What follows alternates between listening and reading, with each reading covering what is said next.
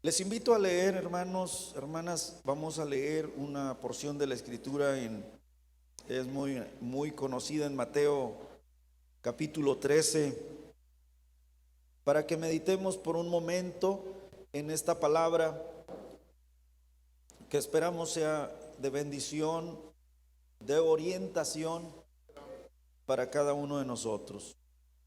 Vamos a leer Mateo 13.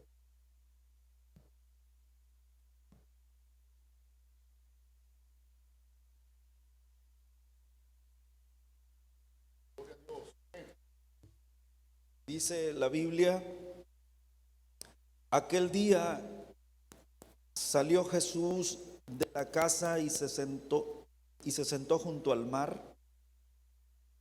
y se le juntó mucha gente, y entrando él en la barca se sentó, y toda la gente estaba en la playa, y les habló muchas cosas por parábolas diciendo: he aquí, el sembrador salió a sembrar, y mientras sembraba, parte de la semilla cayó junto al camino, y vinieron las aves y la comieron. Parte cayó en pedregales donde no había mucha tierra, y brotó pronto, porque no tenía profundidad de tierra. Pero salido el sol, se quemó, y porque no tenía raíz, se secó. Y parte cayó entre espinos, y los espinos crecieron y la ahogaron. Pero parte cayó en buena tierra, y dio fruto, cual a 100, cual a 60, y cual a 30 por uno. El que tiene oídos para oír, oiga. Gloria a Dios. Tome su asiento, por favor, y vamos a invitarle a meditar en esta parábola. Esta es una parábola que se le ha conocido como la parábola del sembrador. Amén. Así es como se le ha conocido la parábola del sembrador. Una parábola muy importante, porque hay una ley fundamental que tiene que ver con la siembra y con la cosecha. Esta es una ley: nadie puede cosechar si no siembra. Y es muy interesante esta parábola cuando es expresada por Jesús y es dicha por él para ejemplificar algo que es fundamental y que tiene que ver particularmente con la predicación de la palabra de Dios. Amén. Porque la semilla es la palabra. Amén. Entonces es una parábola que fundamentalmente tiene que ver con la palabra de Dios. Amén. La palabra de Dios es comparada con una semilla. Amén. Y en esta parábola encontramos justamente el proceso que debe de seguir quien siembra, es decir, del sembrador, quien siembra la palabra de Dios. Alabado sea el Señor.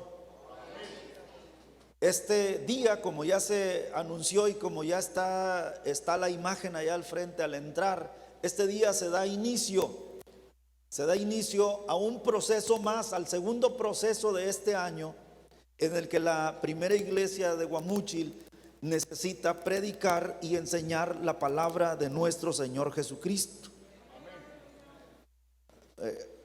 ¿Estamos de acuerdo?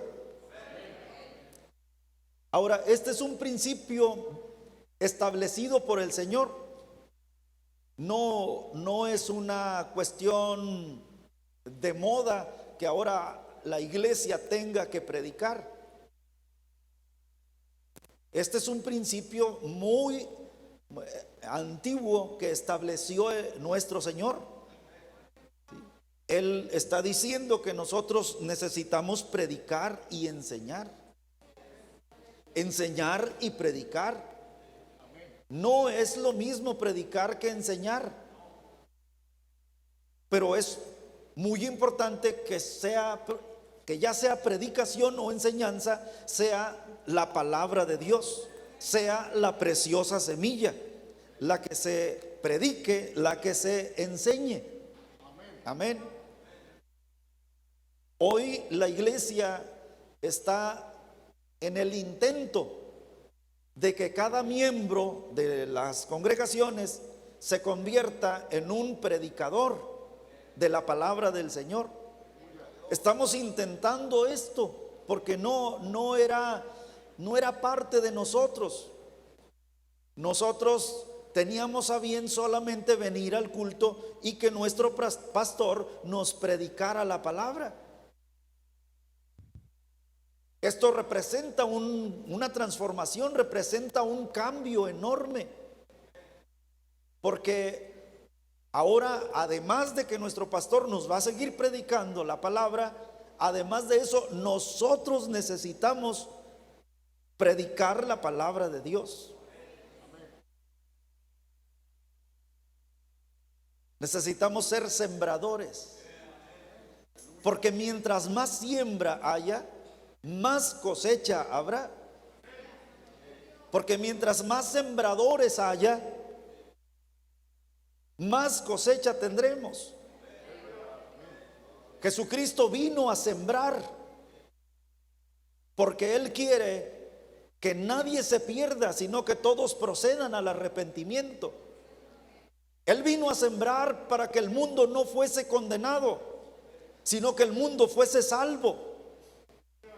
Él vino a sembrar para que su palabra llegase hasta lo último de la tierra.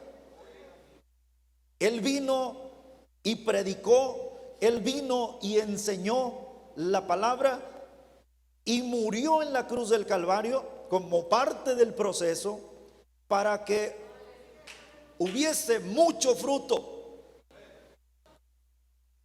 ¿Sabe usted por qué estamos aquí nosotros? Porque el Señor sembró y somos parte de esa cosecha. Gloria a Dios. Porque alguien nos habló la palabra a nosotros, alguien se acercó y a lo mejor no nos predicó en el sentido estricto o en lo que conocemos que es una prédica, pero al menos a lo mejor nos dijo: te invito al templo. Amén. Y ya estando aquí, escuchó una predicación, fue convencido, el Espíritu Santo lo convenció de pecado, se bautizó y ahora tiene años aquí en la iglesia. Si se siembra, se cosecha. Este es un principio fundamental, establecido no por los hombres, establecido por nuestro Dios. Amén. Es el principio de la siembra, el principio de la siembra y cosecha. Yo quiero decirles que hay mucha gente que ignora este principio, porque es un principio universal que puede funcionar para muchas cosas en la vida. Y hay muchas personas que ignoran este principio, y hay una razón fundamental. No se ignora de desconocerlo, se ignora de no tomarlo en cuenta. Porque hay un elemento importante. El principio de siembra requiere trabajo. Mucho trabajo. Amén. El principio de la siembra requiere mucho trabajo y el trabajo no cesa ni con la cosecha. Porque cosechar cuesta trabajo.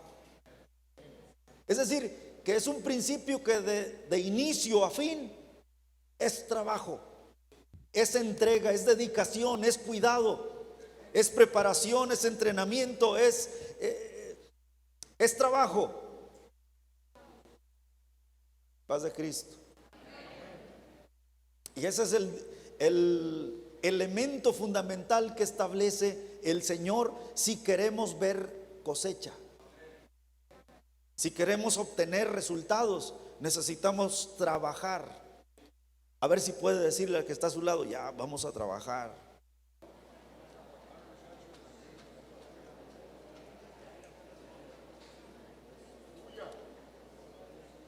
La mayoría de las personas que no prosperan en nada en su vida es porque hacen a un lado este principio. Porque ya dije, es un principio que implica mucho trabajo. El Señor dijo, mi Padre trabaja y yo hasta ahora trabajo también. Amén. ¿Cuántos creen que nuestro Dios no es un Dios, cómo lo digo, flojo? A Él le gusta trabajar. Amén. Él, eso de descansar y descansar y descansar, no va con Él. Él todos los días trabaja. Gloria a Dios. Amén. Y algunos todos los días descansamos. Estamos cansados de descansar. Qué bueno cuando alguien se cansa de trabajar. Eso es muy bueno, amén.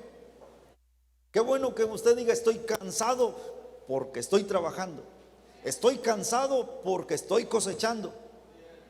Y ya cuando cosecha se le quita el cansancio. Porque qué feo es de repente trabajar, trabajar, trabajar y no cosechar. Gloria a Dios. Hay quienes batallan en la vida porque no quieren tomar el principio de la siembra. O si en ocasiones lo toman, siembran mal. La semilla no prospera si la tira en el camino. La semilla no va a prosperar si la tira entre las espinas o entre las piedras. La semilla no va a funcionar así nada más porque es semilla. Yo quiero decirle que hay muchos que conocen la palabra de Dios. Esta es una buena semilla, la mejor semilla.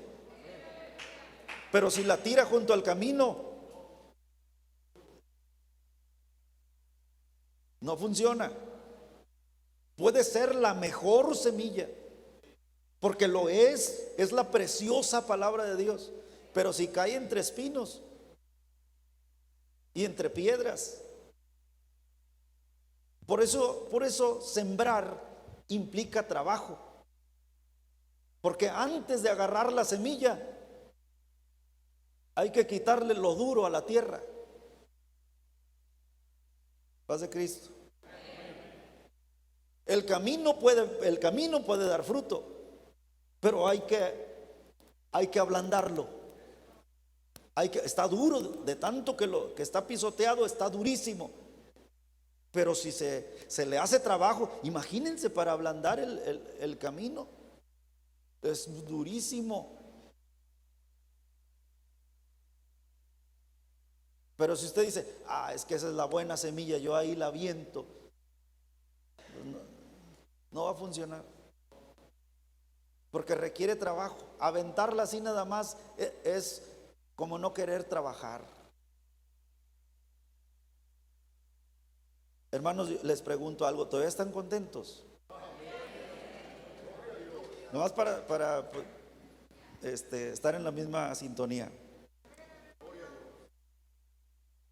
Sin embargo, hay una situación media extraña y resulta que a la mayoría nos gusta cosechar,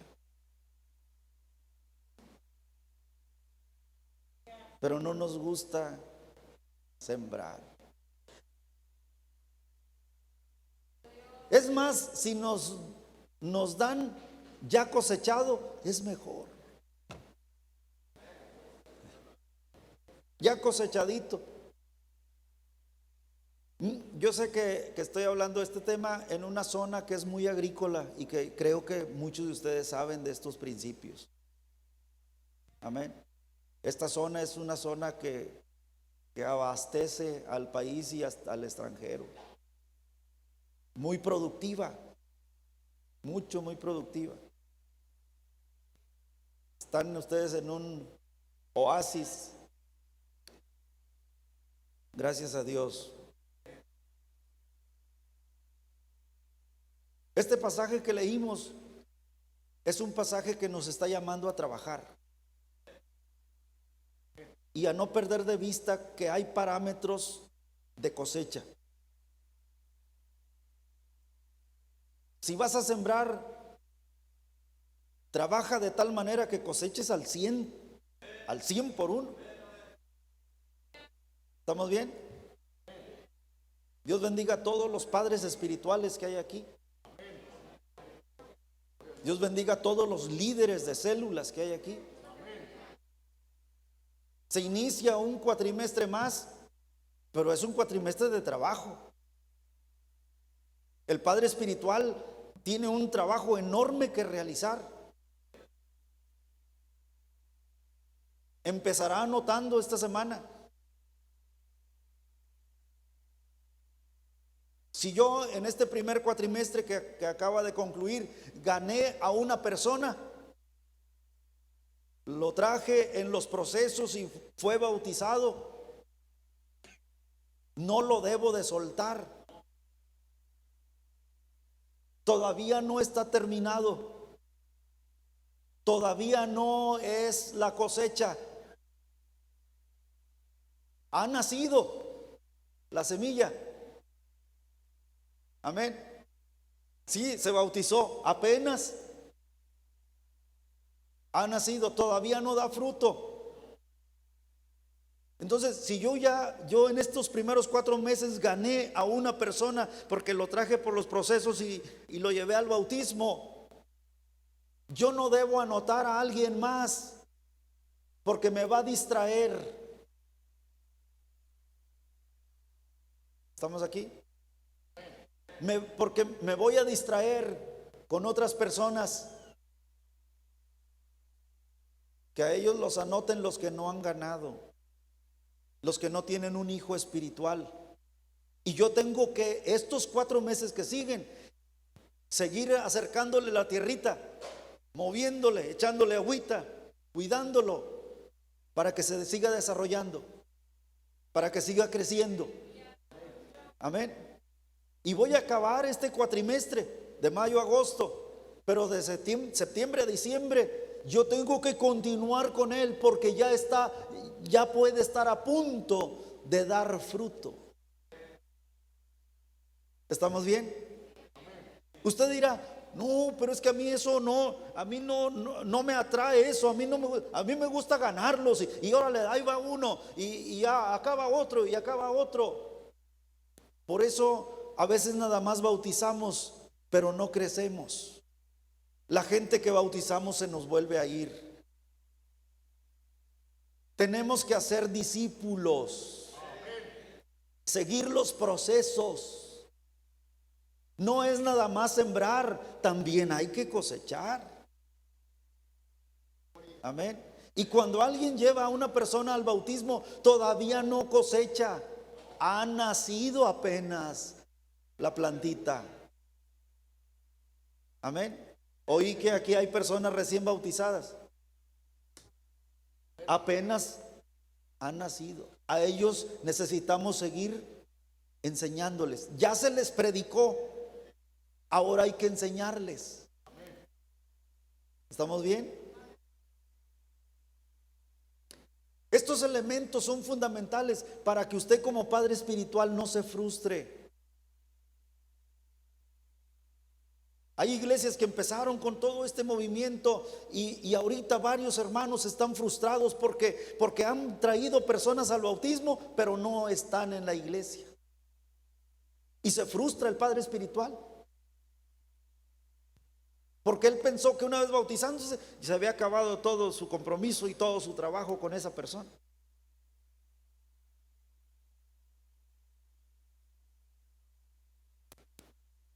Es como preparar la tierra, a sembrar y no volver a la parcela a ver qué salió por ahí. Ya sabemos que si se siembra la parcela, bueno, van a nacer, pero también con la plantita o con la semilla sembrada van a nacer hierba, maleza, todo eso que pueden venir y ahogarla y no dar el fruto que se requiere. Por eso uno siembra y tiene que volver a la parcela a limpiar, a fertilizar, a fortalecer la planta para que tenga buen fruto. A veces tenemos líderes de células frustrados porque sí bautizan, logran la meta de 2 bautismos por cuatrimestre, pero tienen 4 años sin multiplicarse como célula. Es el mismo líder de la célula desde que se empezaron las células. Eso quiere decir que no hay multiplicación. Eso quiere decir que esa célula está estancada. Si una célula no se multiplica, está estancada. Algo no está haciendo bien. Necesita seguir los procesos para que como célula se multiplique, se multiplique, se multiplique, porque la semilla hace eso. Usted siembra un grano y cosecha muchos. Hay multiplicación. ¿Estamos bien, hermanos? Estamos hablando esto porque insistimos, hoy se inicia un proceso que debe ser muy importante, porque en agosto es la cosecha, o en agosto es cuando vamos a dar el paso de ese segundo proceso, el paso fundamental. Cuando un padre espiritual, cuando un líder de célula, cuando un supervisor entiende este principio de siembra y cosecha, entonces la iglesia empieza a multiplicarse. Si no se entiende este principio, la iglesia va a tener células. Toda la vida va a tener células, pero no se va a multiplicar. Avanzará poquito. Una cosa es crecer y otra cosa es multiplicarse. Amén. Y en ocasiones, cuando mucho, llegamos a crecer, pero no logramos multiplicarnos.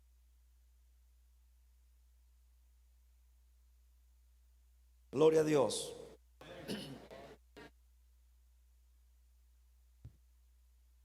Además de predicar la palabra,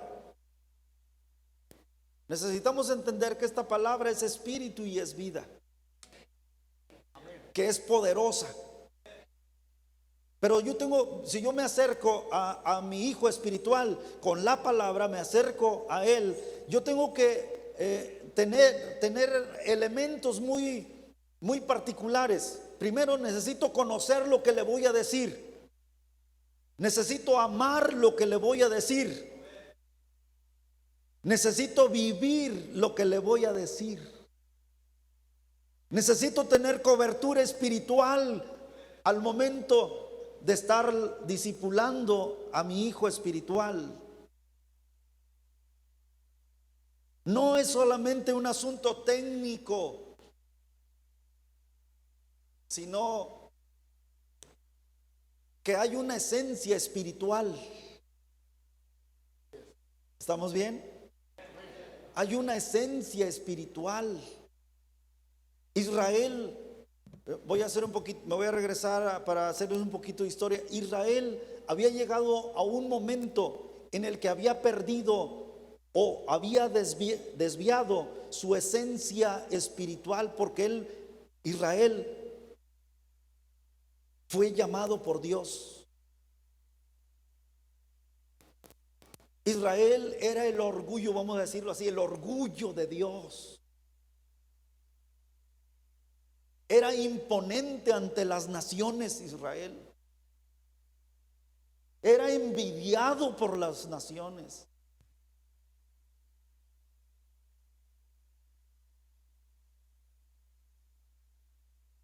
Llegó un momento que sin dejar de ser pueblo, seguían siendo el pueblo,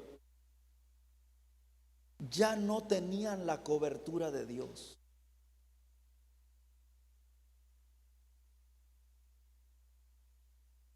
Seguían siendo el pueblo, pero sin la cobertura de Dios. Un padre espiritual puede seguir teniendo el nombramiento como tal. Un líder, un supervisor, un pastor de zona, qué sé yo, puede seguir teniendo el nombramiento, pero sin la cobertura espiritual.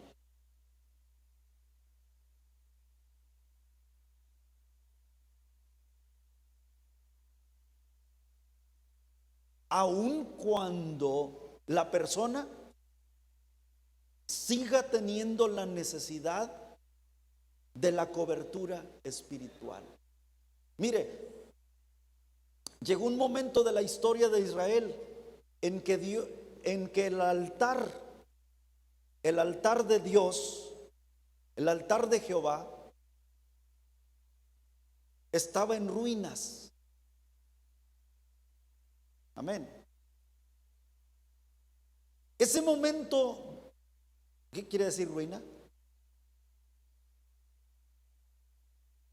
¿Qué quiere decir que el altar estaba? Porque textualmente dice que el altar estaba arruinado, así dice. ¿Qué quiere decir eso? Sí tengo el nombramiento, sí soy del pueblo, pero el altar está. Es decir, que ese lugar en donde la presencia de Dios tenía contacto con el pueblo y el pueblo con la presencia de Dios, no existía. Seguían siendo pueblo, pero no existía la relación, la cobertura.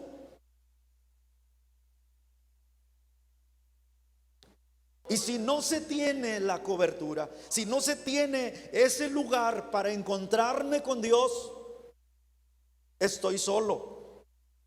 Sigo siendo apostólico, pero solo. Sigo siendo padre espiritual, pero solo, sin resultados. Sigo siendo líder, pero con el nombramiento nada más. Necesitamos la cobertura.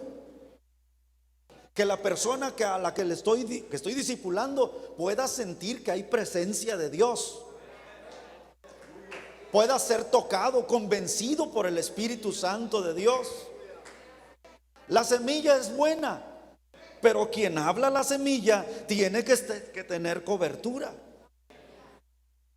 Ese momento del que les hablo del pueblo de Israel es un momento crítico. Porque no es que no haya habido adoración, sí tenían adoración, ojo con eso. Sí tenían alabanza y adoración, pero no era a Dios, era a los Baales. Sí tenían altares, pero el altar de Dios, el altar de Jehová, estaba arruinado. Alabado sea nuestro Dios. La iglesia necesitamos tener cuidado. Necesitamos tener mucha precaución.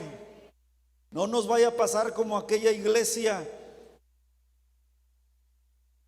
de las 7 iglesias de Asia, que adentro estaba todo muy bonito. Habían optado por las alfombras extravagantes, por el oro, por todo lo que brillaba. Pero el Señor estaba afuera. El Señor no estaba adentro. Y es grande la misericordia de Dios, que estando Él afuera porque lo habían sacado, Él estaba tocando. Ese texto a veces se lo aplicamos a las personas que no están todavía en la iglesia, pero no tiene que ver con ellos, tiene que ver con los que ya estamos acá adentro. He aquí, yo estoy a la puerta y llamo. Amén. Porque la iglesia lo había sacado. Qué terrible es en ocasiones seguir pensando que somos iglesia, pero sin la cobertura. Por eso el profeta convocó al pueblo, llamó al pueblo y les dijo: el altar de Jehová está arruinado, porque ustedes se han ido en pos de dioses ajenos.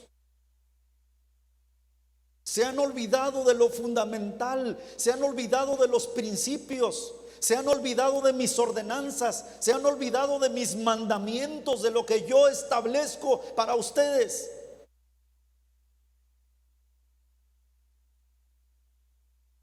pero lo vamos a reconstruir, dice el profeta. Estamos aquí, los he convocado para que reconstruyamos el altar verdadero, para que reconstruyamos el altar a Jehová. Gloria a Dios. El día que la iglesia nos levantemos todos como uno solo para reconstruir el altar, para que haya predicación, para que haya enseñanza de la palabra de Dios, ese día estaremos sembrando y ese día estaremos cosechando de acuerdo a la promesa de nuestro Señor Jesucristo. Es tiempo de trabajar, pero es tiempo de ir a la presencia del Señor. Y empezó a juntar las piedras el profeta. Qué bonito. Empezó a juntar las piedras y las empezó a acomodar. Y luego pidió a los que estaban allí que hicieran una zanja alrededor. Amén. Hicieron una zanja profunda. Había que preparar el lugar, había que preparar la tierra, había que juntar las piedras, porque si no, la presencia de Dios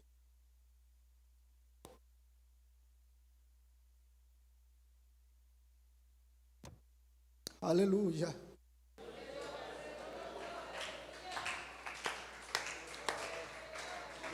Si las piedras están regadas por donde quieran, no hay presencia de Dios. El altar tiene que estar acomodado.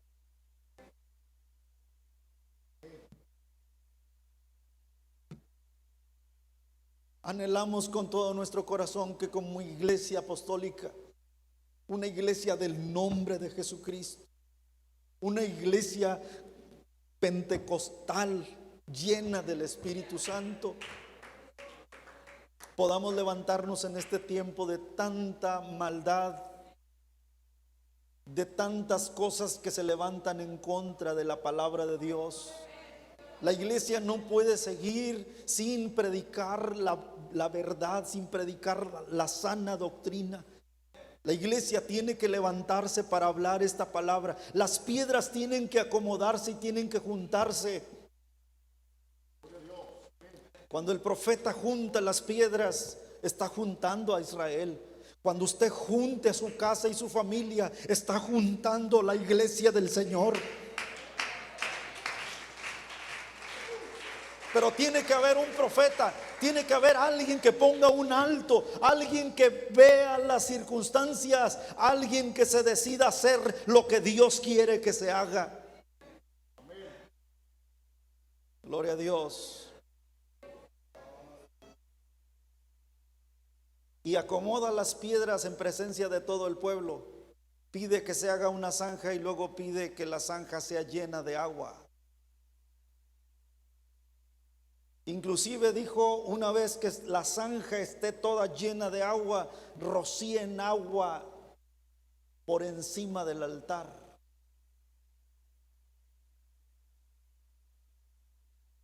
Gloria a Dios.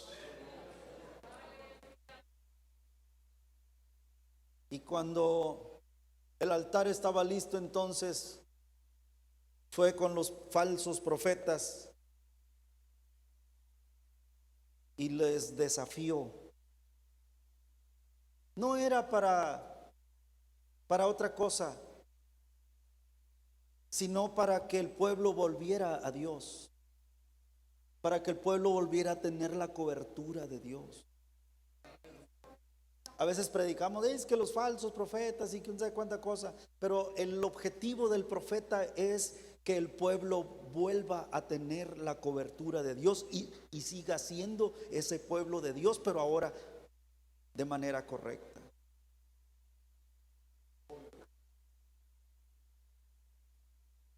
El padre espiritual, el líder de célula, el supervisor, si no tiene las piedras acomodadas, si no hay agua alrededor de las piedras, no va a haber fuego. Y usted dirá, pero ¿cómo? Si el altar está lleno de agua, ¿cómo va a haber fuego? Es que no es este fuego que nosotros conocemos, es el fuego de Dios, que se funde para bendición.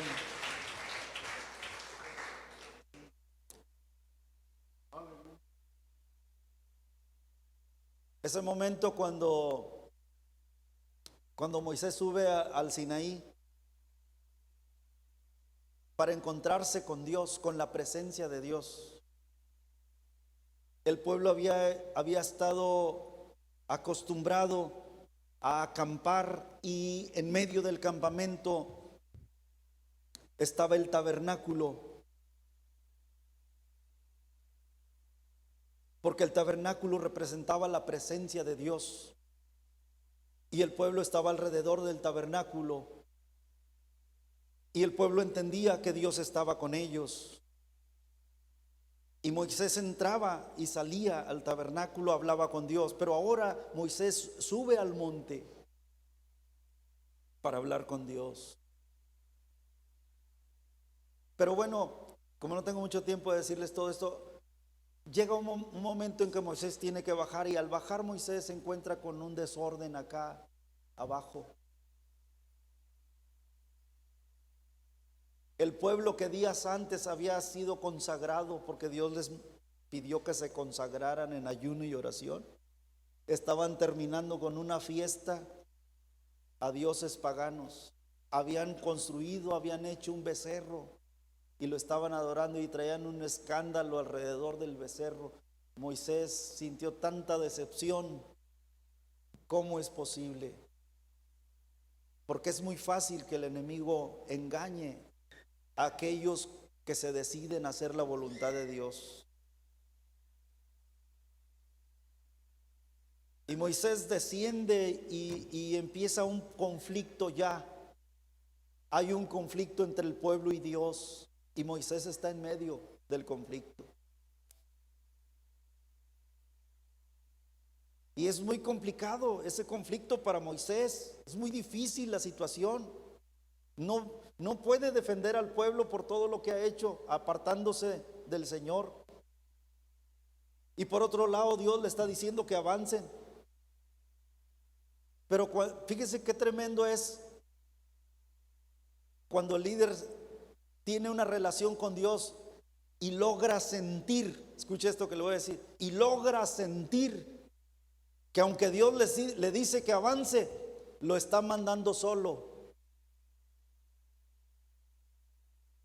Porque Moisés lo sintió, y da cuenta que le está diciendo, a ver, ¿me estás diciendo que nos vayamos? ¿Que avancemos? Pero como mandándonos nada más solos.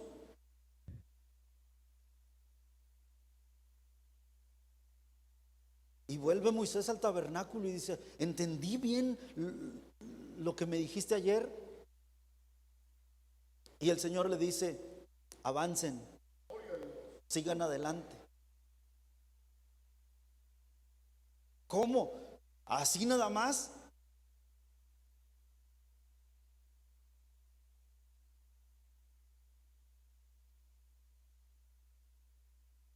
Y no sé cuántos días pasaron, pero Moisés entraba tempranito al tabernáculo y le decía, pues vieras, Señor, que no nos hemos movido de aquí. Aquí estamos. Y luego, ¿por qué no se van? Porque tus palabras me suenan a que tú ya no quieres ir con nosotros.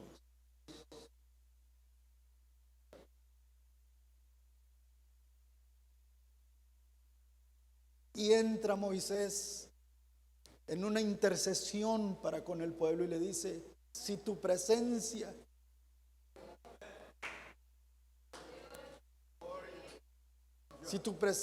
no va con nosotros, no nos vamos a mover de aquí. Aleluya.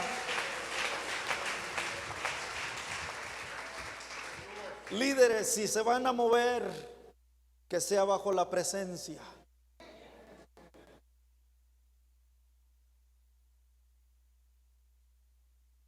Y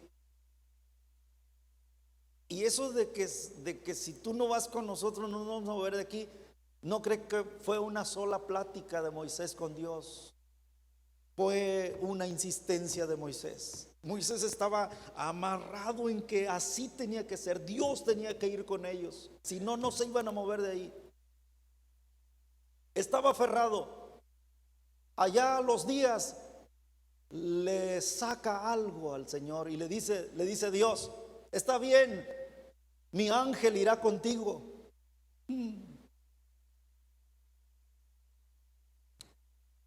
Podrás mandarme 10, 100 ángeles, los que quieras mandarme. Yo no quiero ángeles. Yo quiero tu presencia.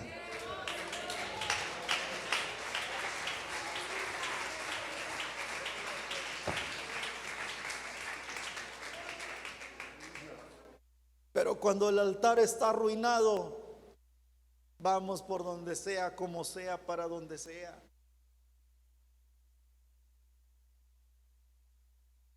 Es hermoso que el altar se construye. Yo quiero desafiar a cada uno de ustedes, a los que no son líderes, a los que no son padres espirituales, que empiecen en su casa a levantar el altar a Jehová. Que empiecen a acomodar las piedras de su casa, de su familia.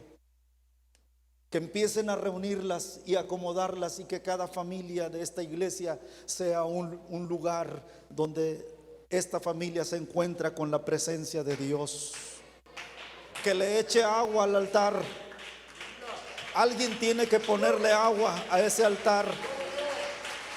Alguien tiene que predicar y enseñar la palabra de Dios en esa casa.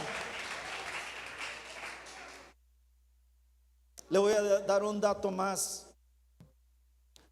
No cuidar la siembra es no cosechar nunca. Y yo quiero decirle algo. Qué bueno que usted viene aquí cada domingo y tal vez entre semana a un culto. Qué bueno. Pero le voy a decir lo siguiente, escuche bien. 4 horas a la semana de estar en este lugar no es suficiente. La palabra de Dios debe volver a las casas, a las familias. Alguien en esa casa necesita levantarse, llamar al pueblo, llamar a la familia, llamar a los hijos, llamar a los padres, a los hermanos, a los primos, no sé cuánta gente, y echar agua sobre ellos.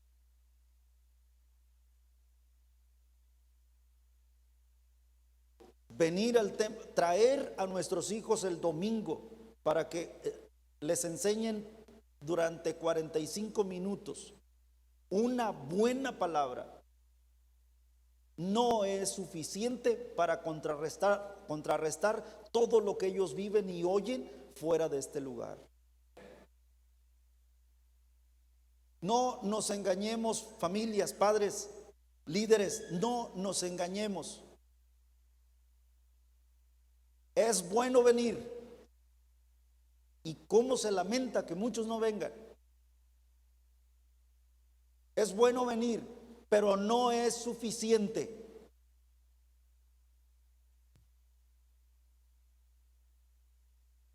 Va a ser muy difícil que sus nietos sigan siendo apostólicos solo con 45 minutos de enseñanza que reciben el domingo, y a veces es menos. No es suficiente. Se va a empezar si no está destruido, se va a empezar a destruir el altar. Y pronto ellos estarán levantando otros altares que no son el correcto.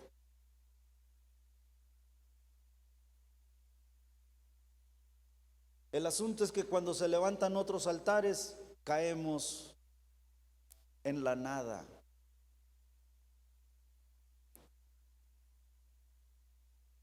¿Habrá alguien aquí que esté dispuesto a juntar las piedras en su casa?